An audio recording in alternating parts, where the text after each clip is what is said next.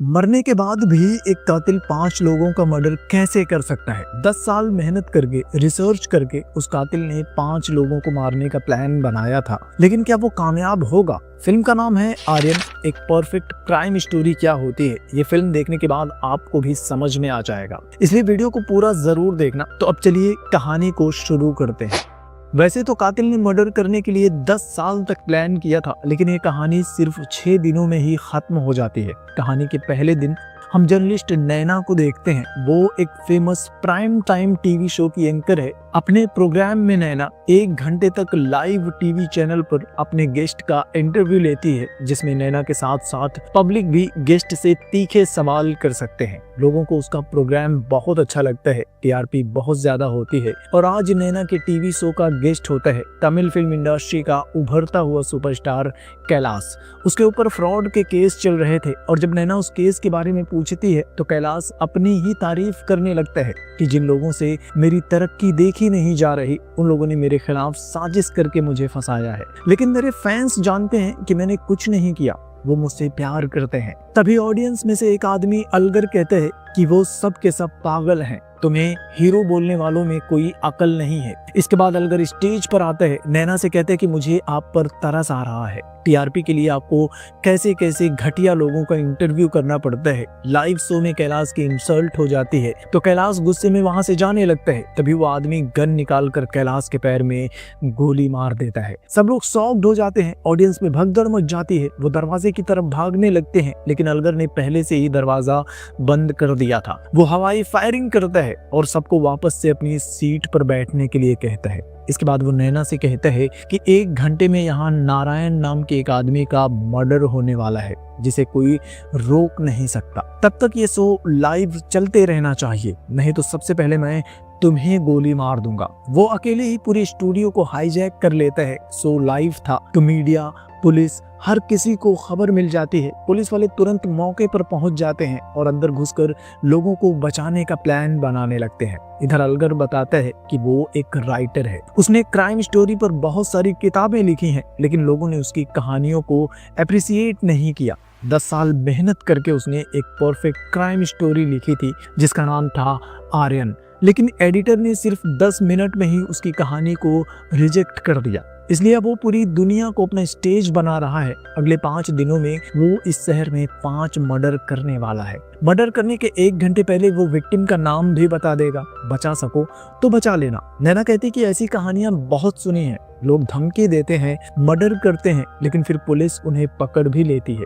इस कहानी में कुछ भी नया नहीं है। इधर नैना का बॉस शो में आए हुए गेस्ट की लिस्ट देखता है तो पता चलता है कि अलगर का ही असली नाम नारायण है। दूसरी तरफ स्टेज पर अलगर नैना से कहता है कि मैं मरने के बाद मर्डर कैसे कर सकता हूँ, अब बताओ मेरी कहानी में कुछ नया है या नहीं। नैना यह सुनकर कंफ्यूज्ड हो जाती है और फिर अलगर वो करता है जो किसी ने सोचा भी नहीं था। वो खुद को गोली मार लेता है और यहीं से उसकी परफेक्ट क्राइम स्टोरी यानी कि आर्यन की शुरुआत हो जाती है। इसी के साथ कहानी का दूसरा दिन शुरू होता है। पुलिस वाले अलगर का केस इन्वेस्टिगेट करने के लिए इंस्पेक्टर नाम्बी को अपॉइंट करते हैं। नाम्बी ने 6 साल पहले कोडाई कनाल में सीरियल मर्डर केस को सॉल्व किया था और अब वो अलगर केस को इन्वेस्टिगेट करना शुरू कर देता है। शुरुआत में नाम्बी को पता चलता है कि अलगर की वाइफ मर चुकी है, उसका एक बेटा है जो अपनी मौसी के घर पर रहता है। नाम्बी नैना से पूछताछ करता है तो नैना बताती है कि अलगर ने उससे कहा था कि उसे रोकने के लिए उसकी कहानी का हीरो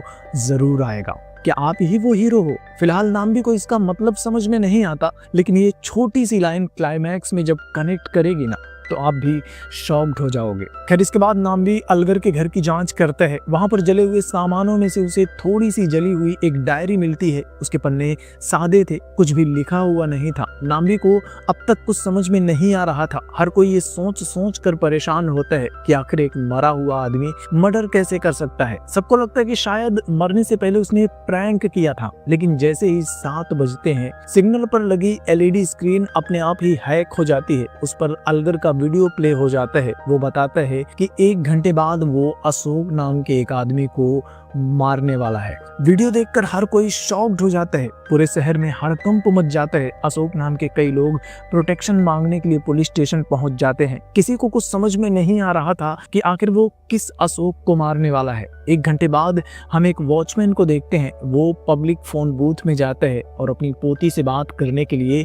जैसे ही कॉल करता है, फोन बूथ में ब्लास्ट हो जाता है और पता चलता है कि उस वॉचमैन का नाम अशोक था, यानी कि अलगर ने जो बोला था वो हो गया। इन्वेस्टिगेशन करने पर नाम्बी और उसकी टीम को पता चलता है कि फोन बूथ पर कुछ दिन पहले ही बॉम्ब को रख दिया गया था और एक पर्टिकुलर टाइम पर ही उसे फटने के लिए सेट किया गया था, यानी कि अलगर ने एकदम परफेक्ट प्लान बनाया था। और इसी के साथ कहानी का तीसरा दिन शुरू हो जाता है। नाम्बी अशोक के घर जाता है तो पता चलता है कि अशोक के बेटे ने उसे घर से निकाल दिया था। वो अकेले रहता था और हर रात 8 बजे अपनी पोती से बात करने के लिए उसी फोन बूथ से घर पर कॉल करता था। मतलब कि अलगर को अशोक के बारे में सब कुछ पहले से ही पता था। इसके बाद नाम्बी और उसकी टीम अलगर के बेटे को पकड़ लेती है। वो बताता है कि अलगर अक्सर 2-3 हफ्तों के लिए कहीं गायब हो जाता था। वापस आने पर कहता था कि वो अपनी नई कहानी के लिए रिसर्च करने गया है, लेकिन वो कहानी क्या थी उसे नहीं पता।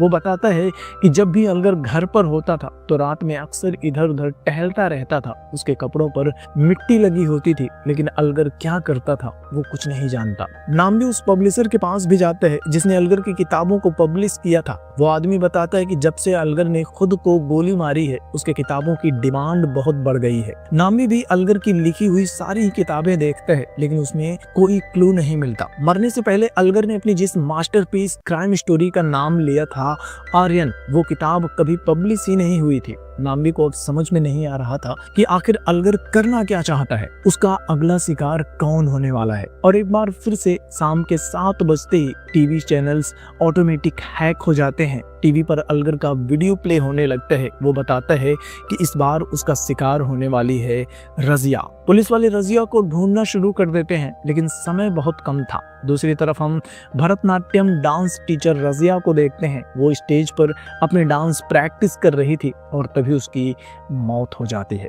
इसी के साथ कहानी का चौथा दिन शुरू होता है। पोस्टमार्टम करने के बाद डॉक्टर बताती है कि रजिया के मेकअप में साइनाइड मिला हुआ था और मेकअप से ही उसकी मौत हुई है। पता चलता है कि रजिया अपने विक्टिम अशोक भी आर्मी में था। गोली लगने के बाद भी अशोक ने अपने साथियों की जान बचाई थी, जिसकी वजह से उसका बायां पैर भी खराब हो गया था। उसने देश के लिए बहुत कुछ किया था, लेकिन देश ने उसे भुला दिया और अब बुढ़ापे में उसके बेटे ने भी उसे घर से निकाल दिया था। बेचारा बुढ़ापे में अकेला रहता था। नैना और नाम्बी दोनों को समझ में नहीं आता कि अलगर गरीबों को, अच्छे लोगों को ही अपना शिकार क्यों बना रहा है। वो चाहता तो अमीरों को भी मार सकता था, लेकिन इस बार अलगर को रोकने के लिए नाम्बी एक प्लान बनाता है। वो पब्लिक डेटाबेस को एक्सेस करता है और पूरी पुलिस फोर्स को अलर्ट कर देता है कि जैसे ही अलगर अगले विक्टिम का नाम बताएगा, उस नाम से पूरे शहर में जितने भी लोग होंगे वो सबको प्रोटेक्शन देंगे। सारी तैयारी करके नाम्बी उसकी वीडियो का इंतजार करने लगता है और जैसे ही 5 बजते हैं शहर में हर किसी के फोन पर मैसेज आना शुरू हो जाता है। वीडियो में अलगर बताता है कि उसका अगला विक्टिम होगा युवराज और नाम सुनते ही पुलिस वाले युवराज नाम के सभी आदमियों को ढूंढते हैं, सबको प्रोटेक्शन देते हैं। आधी रात हो जाती है, लेकिन पूरे शहर में कहीं भी कोई मर्डर नहीं होता। पुलिस वालों को लगता है कि शायद इस बार अलगर नाकाम हो गया है। सब लोग चैन की सांस लेते हैं। नाम्बी भी अपने घर पर आकर आराम करने लगता है, लेकिन अगला दिन यानी कि 5वां दिन और भी भयानक होता है। पुलिस वालों को युवराज नाम के एक लड़के की मौत की खबर मिलती है। दरअसल युवराज एनवायरमेंटल एक्टिविस्ट है। वो समंदर में कचरा फेंकने वालों का विरोध करता था। वो लोगों को समझाने की कोशिश करता था कि समंदर में कचरा फेंकने से हम अपने ही प्लेनेट को नुकसान पहुंचा रहे हैं। लोगों तक अपनी बात पहुंचाने के लिए युवराज ने एक अलग तरह से प्रोटेस्ट करने का प्लान किया था। वो अपने एक दोस्त के साथ समंदर में डाइव लगाकर अपने हाथ में एक पोस्टर लेकर फोटो खिंचवाने गया था और इसी चक्कर में उसकी मौत हुई थी। युवराज की मौत देखने में एक्सीडेंट जैसी थी, लेकिन ये अलगर का एक परफेक्ट प्लान था। नाम्बी अपनी टीम के साथ वहां जाता है तो फॉरेंसिक ऑफिसर बताता है कि युवराज के ऑक्सीजन सिलेंडर के साथ छेड़छाड़ की गई थी। समंदर में डाइव लगाने के लिए जो ऑक्सीजन सिलेंडर होता है उसमें 20 से 30% तक नाइट्रोजन होता है, लेकिन किसी ने उस सिलेंडर में 100% ऑक्सीजन भर दी थी। हम जो सांस लेते हैं उसमें भी नाइट्रोजन मिला होता है। 100% ऑक्सीजन हमेशा शरीर को नुकसान पहुंचाता है और इससे लोगों की मौत भी हो सकती है। मरने के बाद अलगर अब तक 3 लोगों का मर्डर कर चुका था। नाम्बी अपने सीनियर ऑफिसर्स को रिपोर्ट करता है कि अलगर ने अपने सभी विक्टिम्स को बहुत ही क्लोजली मॉनिटर किया था। हर एक विक्टिम का अपना डेली रूटीन है और अलगर ने उनके डेली रूटीन को ही फॉलो करके उन्हें मारने का प्लान बनाया था। वो सिर्फ राइटर नहीं, कंप्यूटर इंजीनियर भी है। मरने से पहले उसने ऑटोमेटिक प्रोग्राम बनाया होगा जिससे कि सारी हैकिंग हो रही है। शेड्यूल टाइम पर मैसेजेस टेलीकास्ट हो रहे हैं और टीवी शो में उसने अपनी जिस किताब के बारे में बताया था ना, आर्यन, वो यही है। और अब तक जितने भी लोग मरे थे, अलगर के नाम का पहला वर्ड ए, अशोक के नाम का पहला वर्ड भी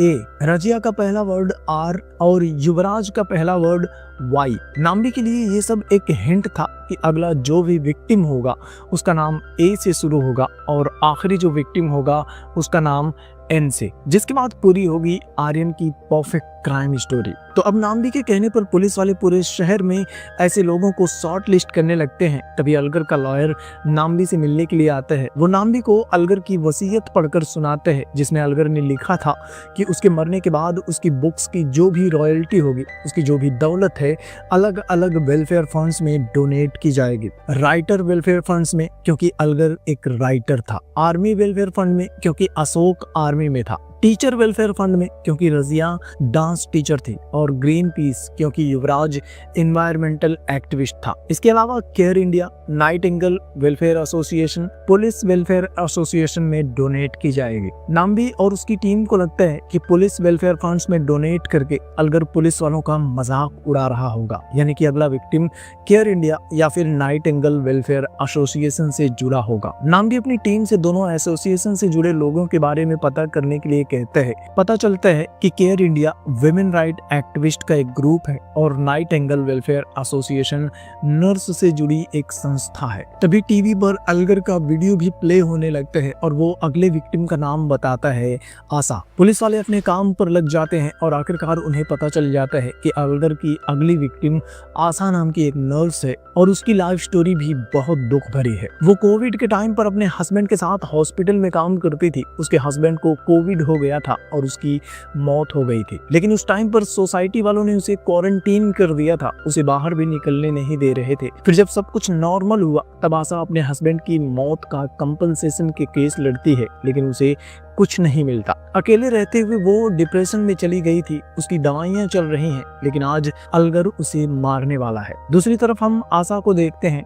आज उसके हस्बैंड की डेथ एनिवर्सरी है तो आशा कैंडल लेकर कब्रिस्तान चली जाती है। कैंडल जलाकर अपने हस्बैंड के लिए प्रे कर रही होती है। तभी नाम्बी उसे ढूंढते हुए पुलिस वालों के साथ कब्रिस्तान पहुंच जाता है। आशा से कहता है कि आपकी जान को खतरा है, आपको हमारे साथ चलना होगा। आशा भी मान जाती है, लेकिन जैसे ही नाम्बी उसे पुलिस की वैन में बिठाता है, आशा की मौत हो जाती है। पता चलता है कि आशा ने जो कैंडल जलाई थी उसमें सेरीन नाम का एक जहर मिला हुआ था। कैंडल जलाकर जब वो प्रे कर रही थी तो सांस के साथ उसका धुआं भी आशा के अंदर चला गया था और इसी वजह से आशा की मौत हुई है। नाम्बी एक बार फिर से नाकाम हो जाता है। उसे समझ में नहीं आता कि आगे उसे करना क्या है। वो हार मान लेता है। इसी के साथ इस परफेक्ट क्राइम स्टोरी का आखिरी दिन यानी कि 6वां दिन शुरू हो जाता है। सुबह सुबह एक औरत पार्क में कचरा साफ कर रही थी। तभी उसे बेंच के नीचे टेप से चिपकाया हुआ एक फोन मिलता है। पुलिस वाले फोन को चेक करते हैं तो उसमें 7 बजे अलगर का वीडियो शेड्यूल किया गया था।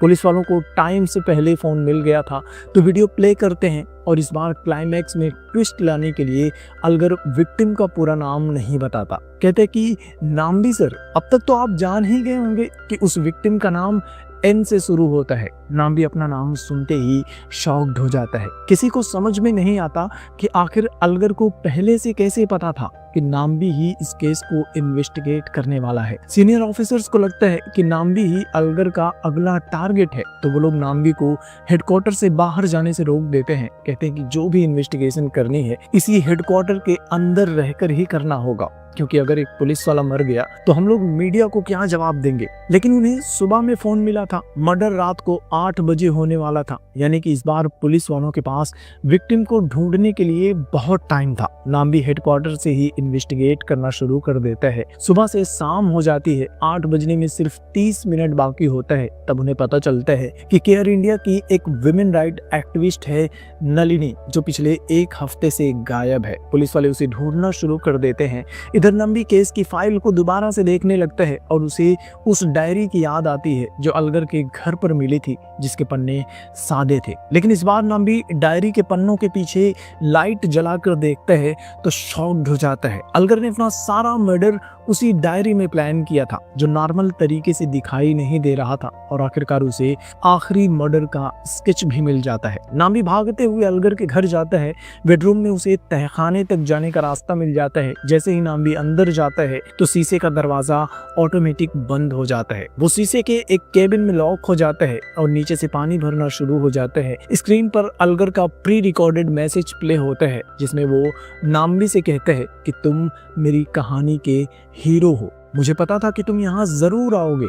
पता है 6 महीने पहले मैंने पार्क में काम करने वाली उस औरत को देखा था। मैं तभी समझ गया था कि वो पार्क का एक एक कोना साफ करती है और उसे फोन जरूर मिलेगा। लेकिन तुम्हें लगा कि ये तुम्हारी कामयाबी है। मुझे ये प्लान बनाने के लिए 10 साल लगे हैं, तो ये प्लान नाकाम नहीं हो सकता। और धीरे धीरे नाम्बी उस कैबिन के पानी में ही डूब जाता है। वो मरने वाला होता है, लेकिन लास्ट मोमेंट पर कांच तोड़कर बाहर आ जाता है। पीछे पीछे नाम्बी के साथ ही पुलिस वाले भी वहां पहुंच जाते हैं। तहखाने में उन्हें नलिनी भी मिल जाती है। नाम्बी उसकी सांसें चेक करता है तो वो अभी भी जिंदा थी। उसे तुरंत हॉस्पिटल भेज दिया जाता है और उसकी जान बच जाती है। इसके बाद पुलिस वाले प्रेस कॉन्फ्रेंस करते हैं। नाम्बी बताता है कि उन लोगों ने आखिरी विक्टिम नलिनी को बचा लिया है और इसे साबित होता है कि कोई भी क्राइम परफेक्ट नहीं होता। फिर वो अपने सीनियर ऑफिसर्स को केस के बारे में बताता है कि अलगर के जितने भी विक्टिम्स थे सबने सोसाइटी के लिए बहुत अच्छे काम किए थे, लेकिन सोसाइटी ने